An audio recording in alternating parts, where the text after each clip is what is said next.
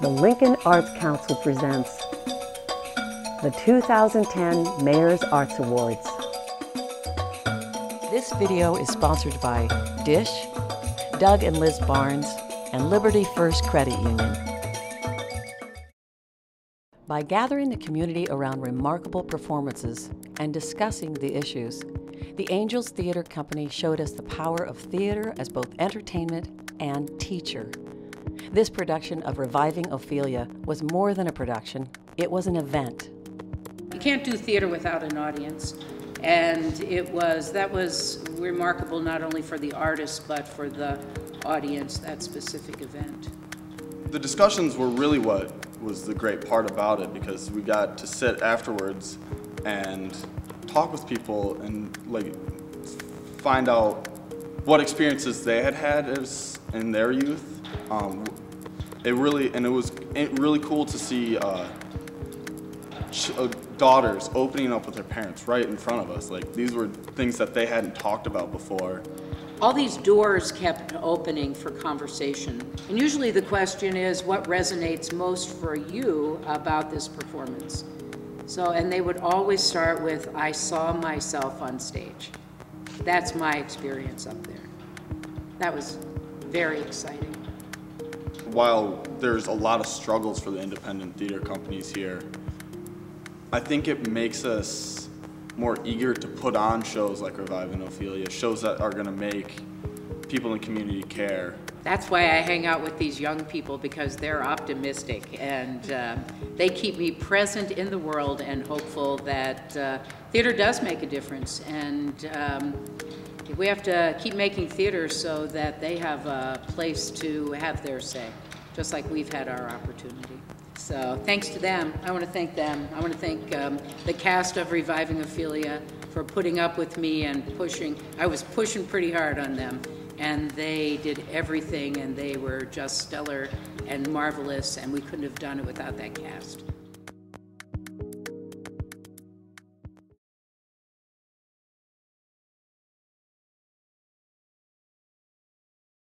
Paes began his professional career as a page and ultimately worked his way up the live television industry ladder to become a senior director for NBC. Returning to briefly help with the family business, he remained in Lincoln serving as president of Woods Brothers Realty. He has been a lifelong supporter of the arts in Lincoln. I think what is going on right now,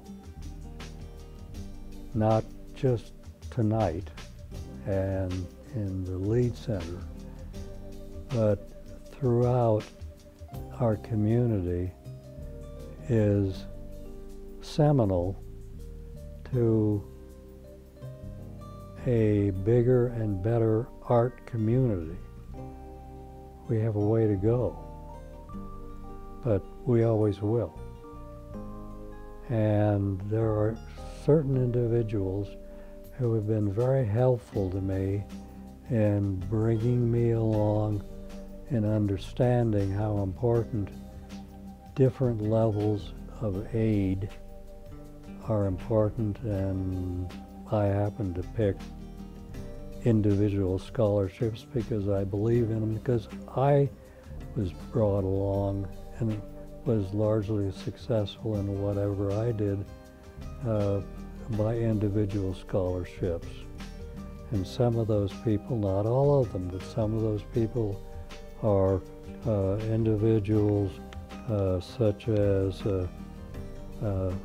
Lucy Buntain Comine, who has been wonderful to me, and of course Dr. Oliva. We're very fortunate in having someone such as him at the university. And certainly not the least is Melissa Epp, who has moved me sometimes against my will. But she was right in all that she did for me.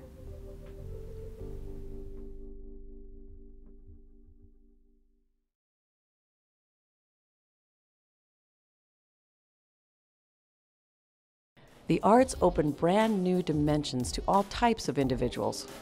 Will Lipinski has found his natural gift with art. It has allowed him a creative avenue to freely experience success without the constraints of the communication barriers of autism.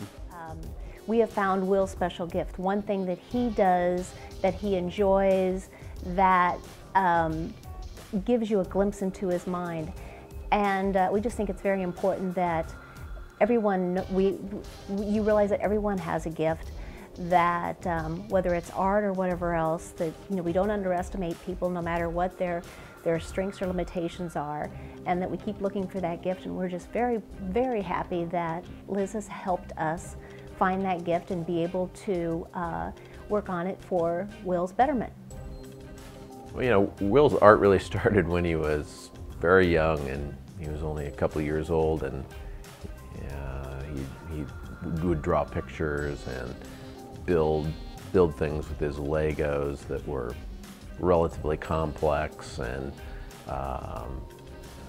structures and arenas and things like that, kind of sometimes combining different elements like Legos and blocks and drawing materials and stuff like that. And so it was kind of amazing how complicated those things were when he was very young. And even when he was very young, it was very structure-oriented, building-oriented, and not people-oriented. Well, we have a three-car garage, and it was getting kind of junky, so we repainted it and decided to let, Will had actually drawn on the walls before. When he was quite young, we came upstairs to the other house we lived in at one point, and he had drawn extensively on the wall with crayons, which is, if you've ever tried to paint over crayons, you know that that's actually not a good thing. But so he kind of was always tempted to draw on the wall, sometimes appropriately and some not, and this was kind of an opportunity for him to draw on walls in an appropriate setting. And so we repainted the walls and kind of turned it over to him and Liz. We have been enfolded by a community of our friends, our family, our faith, who have supported us with Will's education and as well as his art development. Our friends and family have been so supportive and have given many ideas and have always been very supportive and backed his efforts 100%. So we do thank all those people, and of course especially Liz Shea McCoy, because she has been relentless and tireless in her pursuit of Will's art and the joy that he finds in that.